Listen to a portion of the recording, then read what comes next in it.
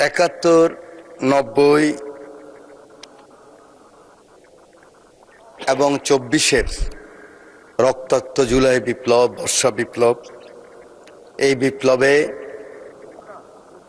যারা শহীদ হয়েছেন, বিশেষ করে এই জুলাই বিপ্লবে যাদের রক্তের বিনিময়ে, আকাঙ্ক্ষার বিনিময়ে আজকে মহান সংসদে আমরা যারা সবাই এই বিপ্লবে অংশগ্রহণ করার সুযোগ হয়েছিল, আমাদের পরবর্তী 100 বছরের প্রজন্ম জানবে যে আমার পিতা, আমার দাদু এই সংসদে আবার কখন ঢুকতে পারবে চিন্তাই করেনি যারা 2014 সালের 5ই জানুয়ারি হঠাৎ করে এখান থেকে বেরিয়ে গেলাম। আমার পাশে আমার অনেক বন্ধু সেদিন এই সংসদে ছিল।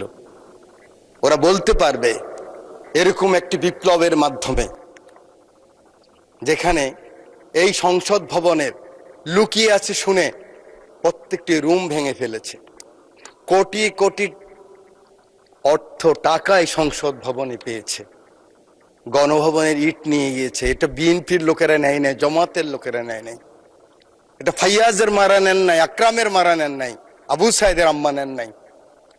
এটা বাংলাদেশের রিক্সাওয়ালা, শ্রমিক, জনতা সকলে ক্ষোভের বহিঃপ্রকাশ ছিল সেদিনকার সেই সমাপনী আন্দোলন।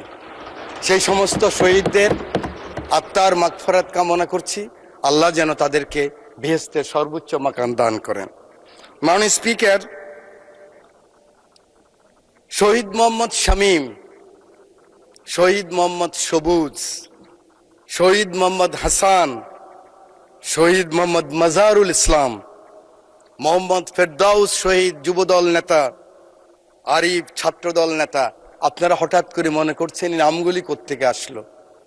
অজপাড় গাঁয়ের, মেঘনাপাড়ের।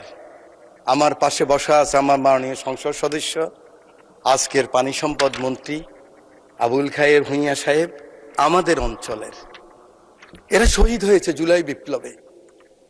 ওদের মাকে আমি কথা দিয়েছি, আমি জানি এর রুলস অফ প্রসিডিউর অনুযায়ী